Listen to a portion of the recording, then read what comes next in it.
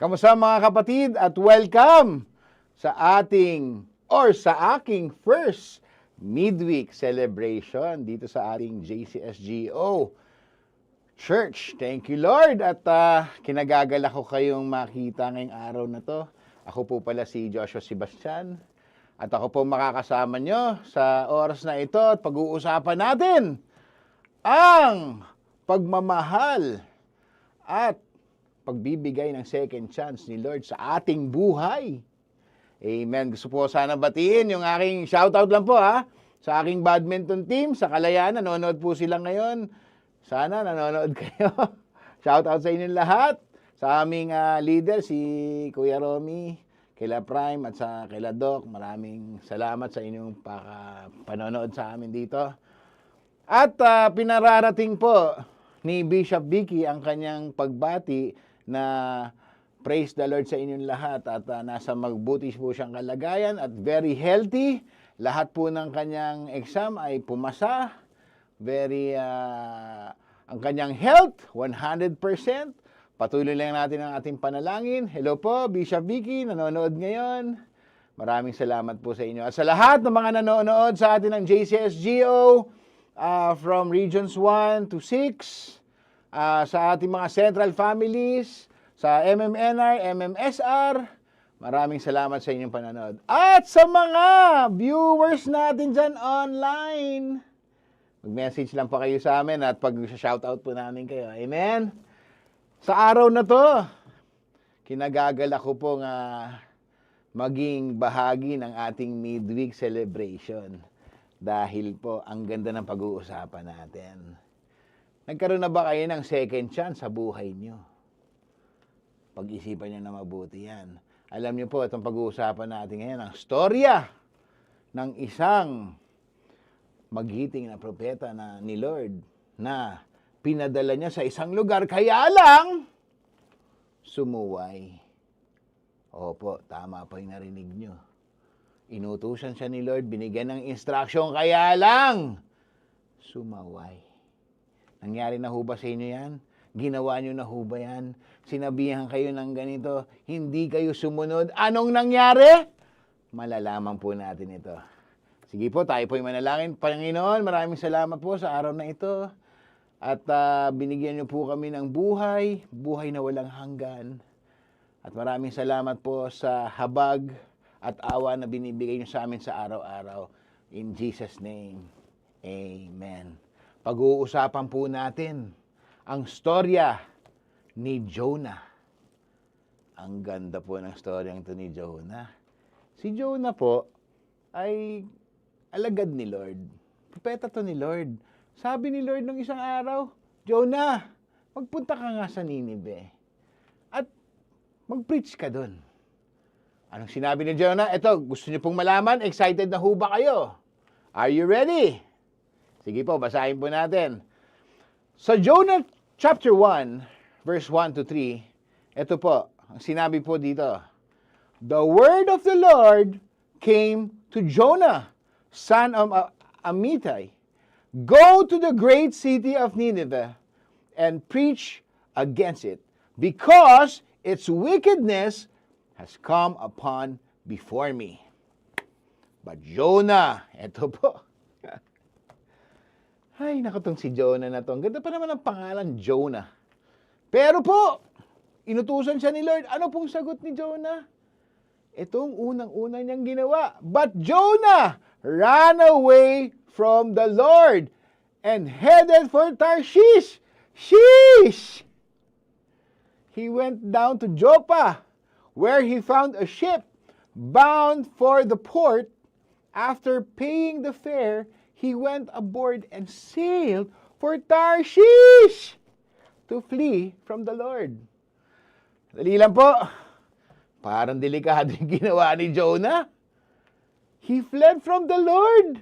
May utos si Lord, magpunta ka sa Nineveh para ipagkalat ang aking pag-ibig. Mag-share ka doon sa mga taong naliligaw. Anong sabi ni Jonah? Hindi siya nagsalita. Ang ginawa niya, tumakas. Nangyayari ba sa atin minsan yan? Pag meron kang utos na hindi mo magugustuhan, tumatakas ka, kapatid. Nako po, eto pong si Jonah, tumakas at nagtago kay Lord. Akala naman niya makakatago siya sa presensya ng Panginoon. Siguro sinubukan lang niya. Kaya lang, ito po ang nangyari. Jonah fled from the Lord. Kaya po, ano nangyari?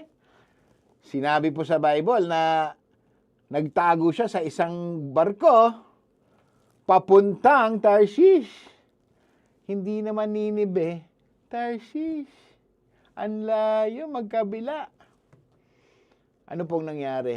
Alam niyo na po yung susunod na storya. Basahin niyo po sa Jonah ito. Ang nangyari kay Jonah, nagkaroon ng bagyo. Minsan, sa buhay natin, pag nagtatago ka o nag-iiwas ka, nagkakabagyo dahil sa'yo. Ang nangyari, kikwento ko na lang po sa inyo kasi medyo mahaba yung scripture. Nangyari si Jonah sa barko, nakatulog sa ilalim ng barko. So yung mga kasama niya sa barko, nagtataka na, bakit nangyayari sa atin to? Sino may kagagawa ng bagyong ito?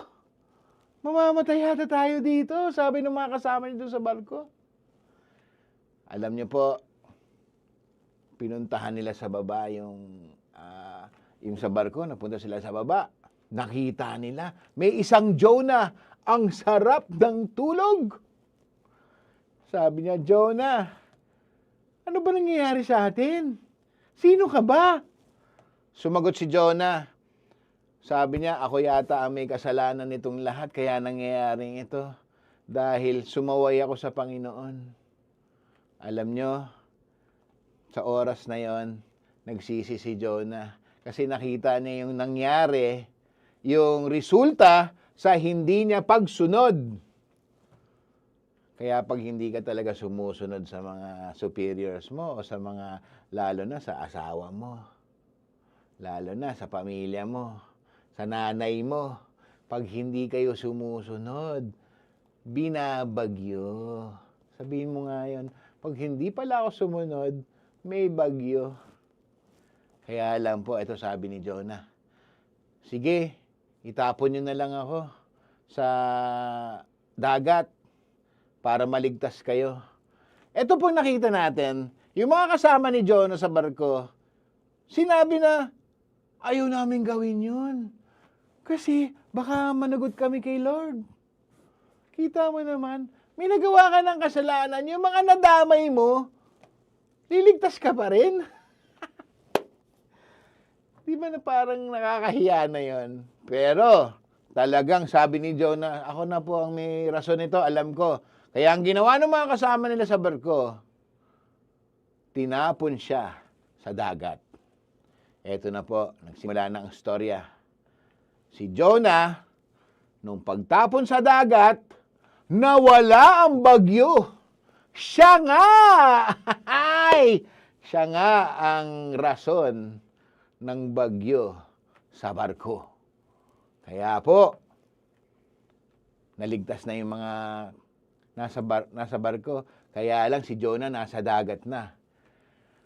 Paglubog ni Jonah sa dagat, merong kumain sa kanya na malaking isda. He was swallowed by a great fish. He was swallowed by a great fish, and it was that moment na it was about God's mercy and patience and His call us to obey. He called us for us to obey. He was swallowed by a great fish. Pag-ibig ni Lord dyan. Seryoso. Sipin mo, nakagawa ka na nga ng hindi masama. Ito yung una niyang second chance. Hindi siya nalunod. Nandun siya sa loob ng tiyan ng malaking isda. Dahil pinakita ng Panginoon, kahit hindi ka sumunod, may consequence, syempre.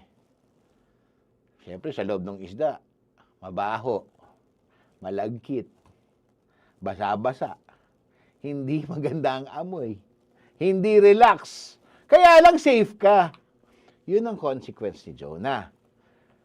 Pero God's mercy and patience and His called us for us to obey. Kaya ang obedience, very important. Sumunod ka muna, kapatid. Sa trabaho mo, kung sinabi ni boss, o gawin mo to, gawin mo muna. Siya naman ang boss eh. Respeto lang. Kung sinabi ng nanay mo, oh, maglaba ka na, maglaba ka muna bago ka umangal na masakit sa kamay. Pag sinabi ni teacher, gawin mo to, gawin mo muna. Bago ka kung ano-ano sinasabi mo, babaksa ka naman. Kaya maganda, obedience is key sa ating buhay. Ito si Jonah, napaka-disobedient niya nung oras na yon.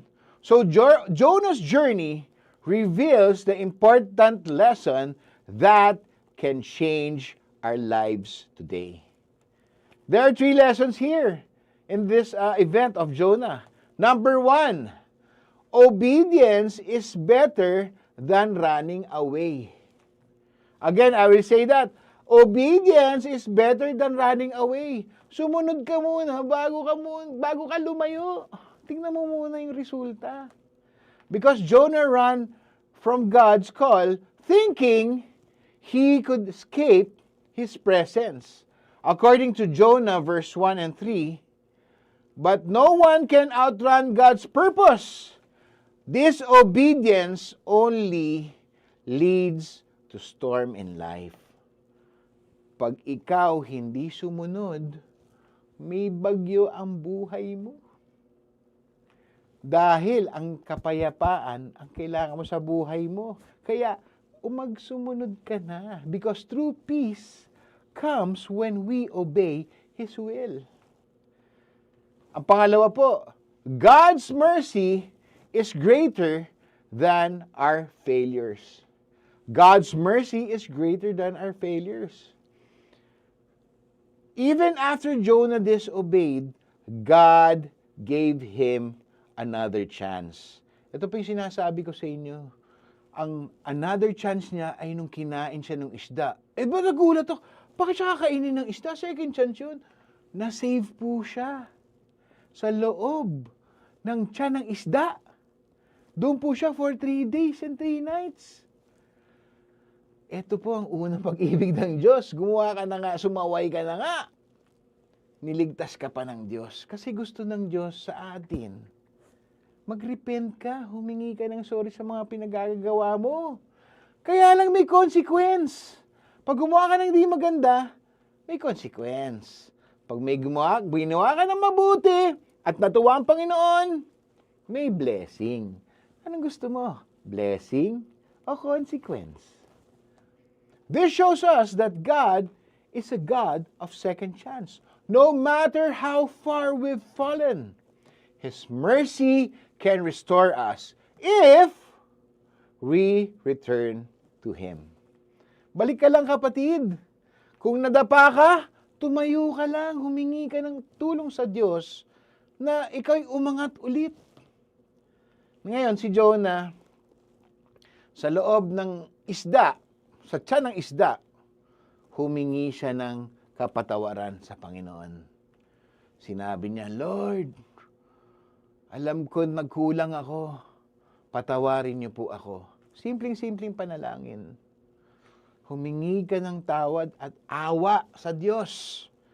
Dahil nakikinig ang Diyos sa iyo. At tandaan niyo, ang Diyos hindi nagbibigay ng kahit anumang dilubyo sa buhay mo. Ang dilubyong nangyari ay consequence sa pinaggagawa mo. Ang Diyos, suporta yan sa iyo. Tinitignan dahil may kalayaan kang gawin ang mga gusto mong gawin. Pero itong si Jonah, na-realize niya for 3 days and 3 nights sa loob pa ng malagkit, mabaho, sa loob ng tiyan ng isda, doon pa niya na-realize na nagkamali siya.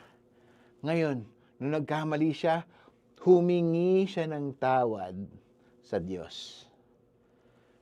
Love what God loves. Mahalin natin kung anong mahal ng Diyos.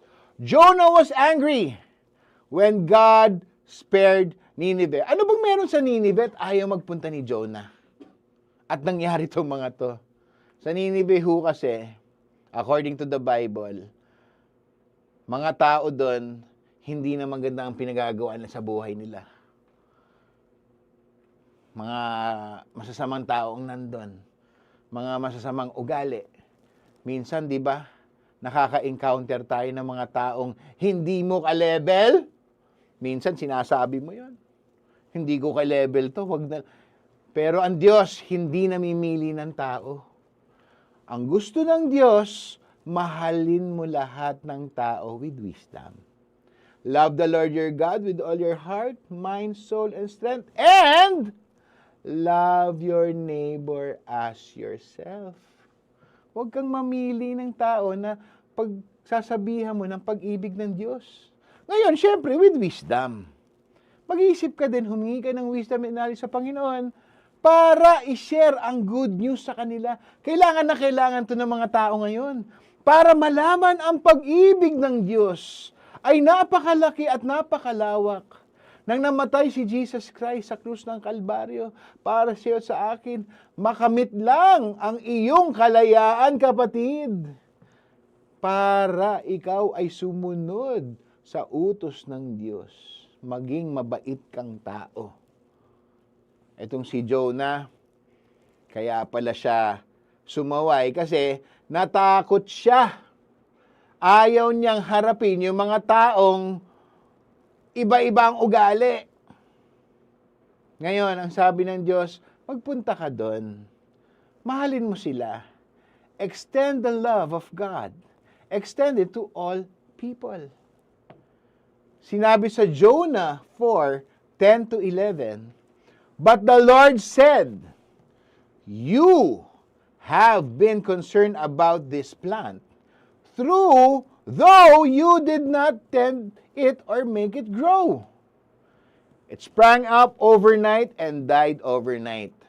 And should I not have concern for the great city of Nineveh, in which there are more than 120,000 people who cannot tell their right hand from their left, and also many animals. Kita mo naman yung mga tao sa Nineveh, kailangan ng tulong. Ngayon mga kapatid, meron tayong Nineveh sa buhay natin na ayaw mong puntahan, pero kailangan ka doon. Meron tayong mga lugar sa buhay natin na kailangan mo i-share ang gospel na alam ng Diyos na ikaw lang. Isa ka sa mga taong makakapagbahagi ng pagmamahal ng Diyos. Pwede ka magsimula sa kamag-anak mo, pwede yan ang Nineveh mo. Kasi minsan nahiya tayo sa mga kamag-anak natin eh. Kung ano sasabihin nila sa atin. Kung ano na lang itsura. Huwag kayong mag-alala, kapatid. Bilang anak ng Diyos, kasama mo ang Panginoon sa pag-share ng kanyang pag-ibig. Kaya relax ka lang. Sumunod, ang sabi ng Diyos sa atin, na ikalat natin, ibahagi natin ang good news. Sabihin natin sa kanila kung paano namatay si Jesus Christ sa krus ng Kalbaryo para makuha mo lang ang kalayaan mo ngayon. Yung ibang tao, hindi nila alam yon. Kaya kapatid, magpunta ka na sa Nineveh mo. Huwag ka nang tumakas. Huwag ka nang tumakas, kapatid. Puntahan mo na yung iyong Nineveh. Ipagkalat mo na ang pagmamahal ng Diyos. Kaya po si Jonah nagkaroon ng second chance. Paminsan-minsan tayo pumapalpak. Paminsan-minsan tayo umiiwas. Kaya lang, ang maganda dito, ang Panginoon, hindi ka iiwan, hindi ka pababayaan, bibigyan pa tayo ng second chance. Kaya kapatid, ikaw nanonood ngayon, puntahan mo ng Nineveh mo. Bilang anak ng Diyos, pagkalat mo na ang pagmamahal ng Diyos. na si Kristo, Heso Kristo ay namatay para sa kanila at para sa akin. As followers of Christ, we are called to have a heart that reflects God's compassion and not judgment. Alam niyo po, ang lesson dito sa storya ni Jonah, siya nga pala, bago ang lesson ni Jonah, alam niyo po ang nangyari?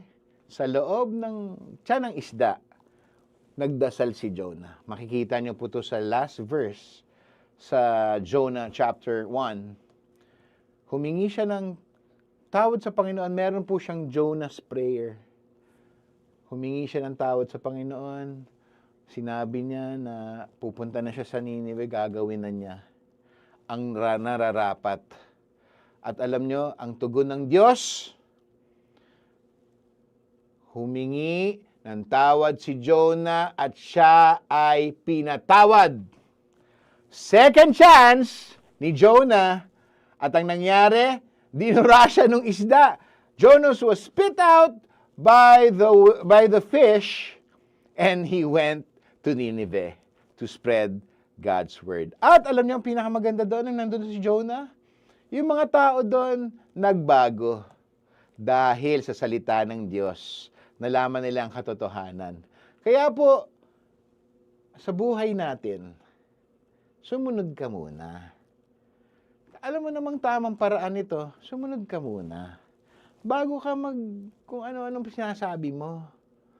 Follow first, obey first. So our lesson for today, Jonah's life teaches us that running from God, listen to this, running from God leads to a bad storm. Surrendering to Him leads to our purpose in life.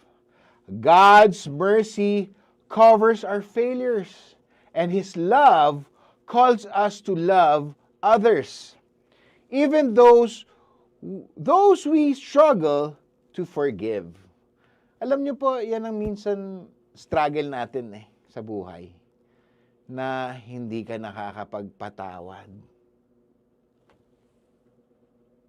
Kapatid, mas maganda ng buhay na binigay ng Diyos sa atin. Magpatawad ka na, kapatid.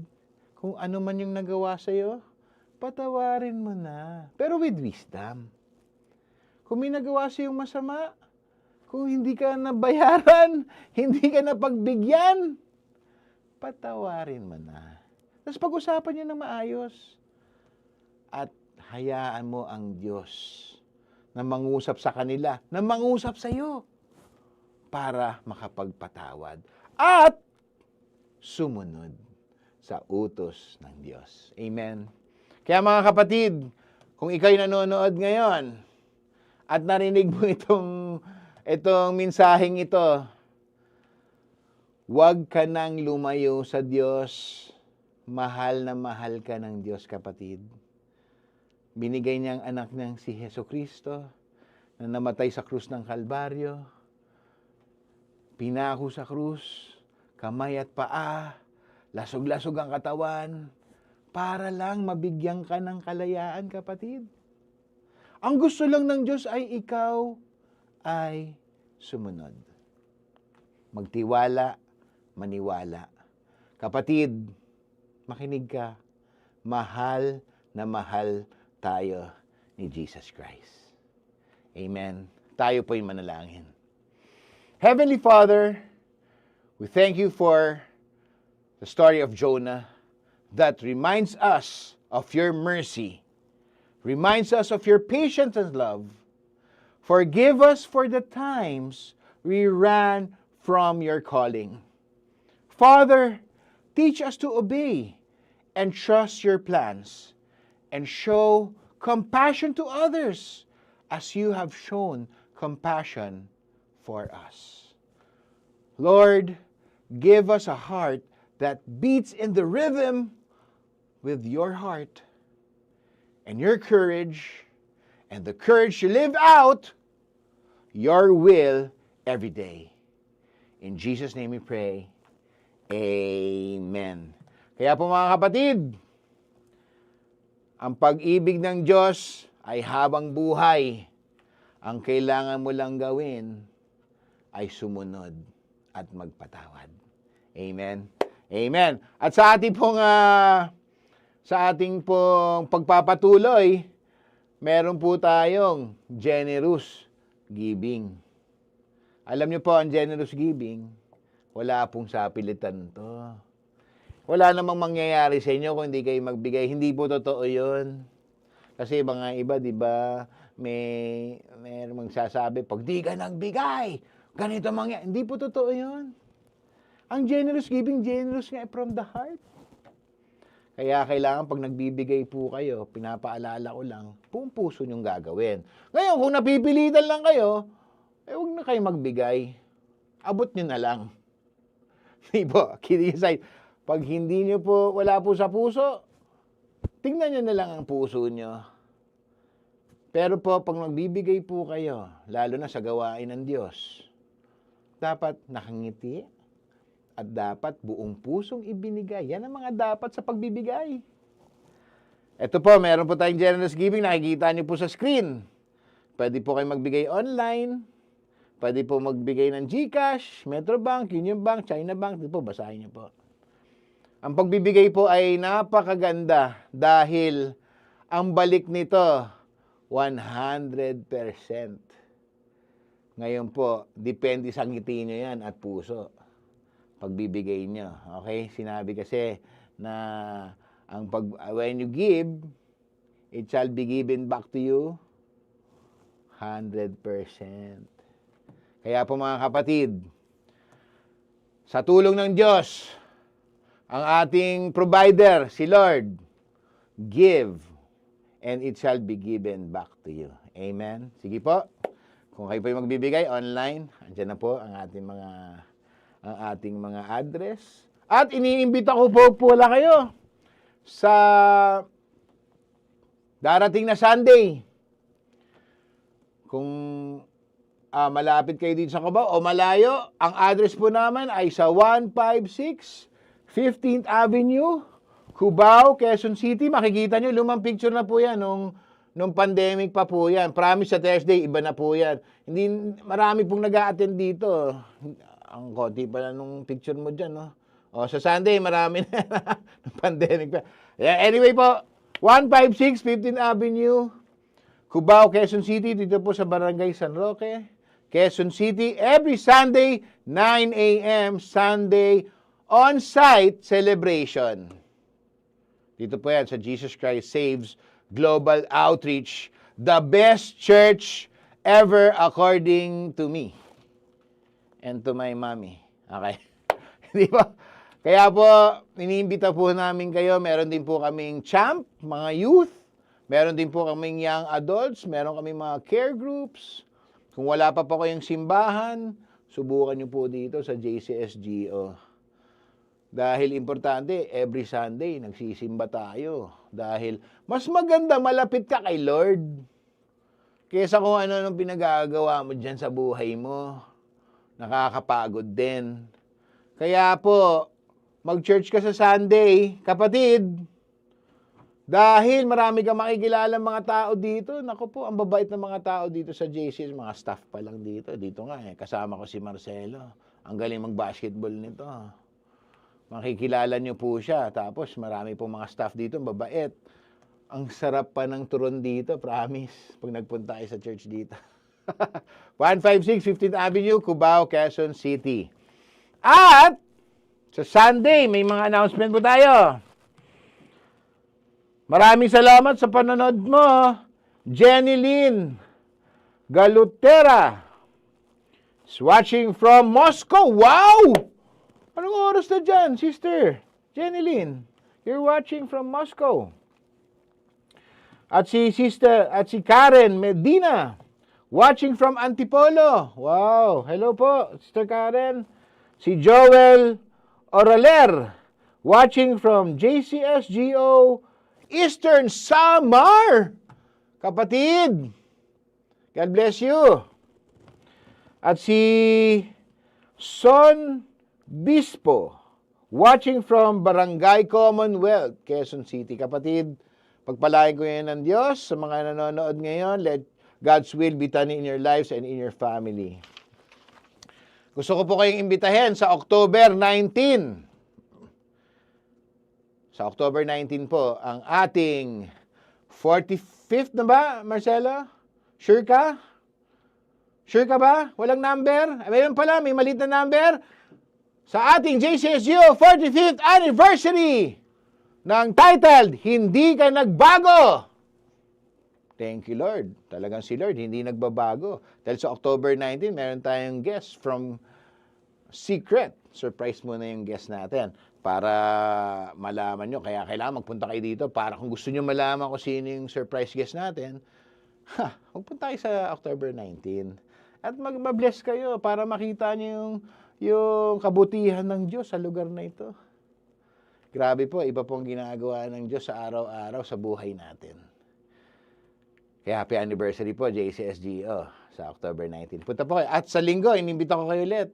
Sa linggo, 9 a.m. Dito po, mismo, sa Seed Dome. Okay, inuulit ko. Hindi po ganyan kakonti yung upuan ng pandemic pa po yan. Pero papalitan na po ni Marcelo yan. Anytime. Next Thursday. Gusto niyo ba makilala si Marcelo po? Andito po, kasama po namin. Anyway po, punta po kayo sa Sunday dito. Dami kayong makikilalang friends and everybody else. Amen.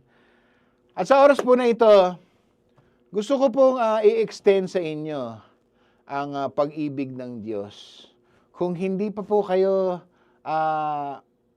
hindi niyo pa po kilala si Lord, or meron kayong kakilala dyan sa tabi nyo, or i-share nyo tong broadcast na to, mananalangin po tayo para po tanggapin nyo si Jesus sa inyong buhay. Alam nyo po, importante po na meron kayong personal relationship kay Jesus. Totoo po yun, hindi po to religion. Ang tawag dito ay relationship, personal relationship. Kasi parang kung wala kang personal relationship sa isang tao, ang lungkot mo naman. Para makumpleto ang buhay mo, kailangan mong magkaroon ng personal relationship kay Jesus. Kilala niyo ba si Jesus Christ? Siya pong namatay sa krus ng Kalbaryo para mabuhay lang tayo ngayong araw na to. Sa umaga, yung bagong hininga mo, nag-toothbrush ka man o hindi, yung unang hininga mo sa umaga, yan ang pag-ibig ni Lord sa iyo. Buhay ka pa. Kaya po ngayon, hinihiling ko po, i-extend niyo yung kamay niyo sa TV set ninyo at sundan niyo ang aking panalangin. Sabihin niyo, Lord, maraming salamat sa araw na ito. Lord, tinatanggap ko po kayo bilang aking tagapagligtas at ako po'y naniniwala na kayo po'y namatay sa krus ng Kalbaryo para sa akin. Namatay at nabuhay na muli para lang magkaroon ako ng kalayaan at kaligtasan. In Jesus' name, Amen. Amen. Alam niyo po mga kapatid, lagi tayo magpasalamat sa araw-araw na ginawa ng Diyos. At dahil kung hindi sa Diyos, wala tayo dito. Malaki ang utang na loob natin sa Panginoon, sa totoo lang. Kaya lang po, minsan ang mundong ito, padilim ng padilim. Hindi na natin nakakalito na kung anong pwedeng gawin. Huwag ka nang malito, kaibigan. Kung meron kayong mga prayer requests, kung meron kayong mga gustong sabihin, gustong i-share, please po, can you like, subscribe, and hit the notification bell. Tapos mag-comment po kayo. Gusto po namin yan. Mag-message po kayo sa amin kung ano po yung nasa loob nyo, or may prayer request kayo, or gusto nyo kayo magpanalangin sa amin, kami manalangin sa inyo, pwede rin po yun. Mag-comment po kayo para alam namin kung nasa kayo. At kung gusto nyo ng libreng Biblia, mag-message lang po kayo sa amin. Or magpunta kayo dito, inuulit ko, sa 156 15th Avenue, Cubao, Quezon City. Ayan po! Dumami na tayo! Tapos na po ang pandemic, pwede na po kayong mag-attend dito. Ang dami-dami po. Ayun po ako, nasa kaliwa. Oh. Hanapin nyo na lang po. Sunday, online, on-site celebration. Meron din kaming live stream. Kasabay po. Kaya lang, hindi ka naman, live stream, okay din naman. Kaya lang, mas maganda dito kayo. Ito po, aircon dito. Malamig. Pero ang salita ng Diyos, mainit sa puso. Kailangan nag-aapoy ka sa Diyos. Amen? Amen. At ngayong oras na to po, gusto ko pong ipanalangin kung meron kayong nararamdaman. Ang advice pala ng doktor, kasi nung minsan nagpunta po kami sa doktor, nagpa-check up po kami. Ang advice po pala ng doktor, kailangan uminom tayo lagi ng tubig para hindi tayo natutuyo sa loob. Huwag niyo po ako tignan, wala po ako problema sa ganun. Kasi madaming tubig to. Pero po, uminom tayo ng maraming tubig, mag-exercise. Ang kagalingan po natin ay galing sa Diyos. Ang tiwala natin galing sa Diyos. Pero, ginamit din ng Diyos ang mga doktor. Binigyan ng knowledge. Para ma-check up ka kung ano nangyayari sa'yo. Kaya po, advice ko, pa-check up po kayo. Check niyo yung katawan nyo. Huwag na kayo maghintay na may sakit. Pumunta sa ospital. Pa-check up na kayo. At magpa-dentist kayo. Binabati ko pala, Dr. Rajao. Hello po, nanonood po siya. Dr. Rajao, pinakamagaling na dentist sa buong mundo. Jaws Clinic po yan. Dito po sa may 18th ba sila? Anyway, search nyo lang po. Jaws Clinic. Pa-check up po kayo. Pa-dentist po kayo. Mamaya, kung ano-ano na yung nasa bibig nyo, yan po ang nagkokontra ng ating health. Sa dentist, sa doktor. Pero ang tiwala natin sa Panginoon dahil siya ang magpapagaling sa inyo. Gagamitin ng Diyos ang mga doktor, ang mga dentist para i-check up tayo. Pero si Lord pa rin ang bida. Amen? Sige po, papanalangin ko, Lord, maraming salamat po, Lord, sa mga nanonood na may sakit. Ngayong oras na to, Panginoon, pagalingin niyo po sila, Lord. Let your will be done in their health, in their body. Lord, we ask for your mercy and love sa kanilang pamilya, sa kanilang katawan, Lord, kung ano man yung masakit sa oras na ito. Ilagay niyo po sa kamay niyo kung saan po masakit. Lord, we ask for your mercy and love, Lord. Heal these people, Lord, sa mga iniinda nila sa araw na ito. Let your will be done in their lives. In Jesus' name we pray. Amen. Amen. Sige po, ito lang pong masasabi ko sa inyo bago po ako umalis. You have to put God first in your life. Love your family. And be kind to yourself. Put God first, love your family, be kind to yourself. Kaya mga kapatid, sa muli natin pagkikita sa next Thursday, sa ating midweek online celebration, ako po si Joshua Sebastian at tayo po ay manalangin. Panginoon, maraming salamat po sa mga nanood ngayon. Maraming salamat po sa mga nakinig. Maraming salamat po sa second chance na binibigay niyo sa amin sa araw-araw. Humihingi kami ng awa, humihingi kami ng habag sa inyo, Panginoon. Maraming salamat at kami iniibig niyo ng buong buo at kami ay inyong pinoprotektahan. Thank you, Father. Taas natin ang ating kamay. Say, I love you, Lord. I love my family.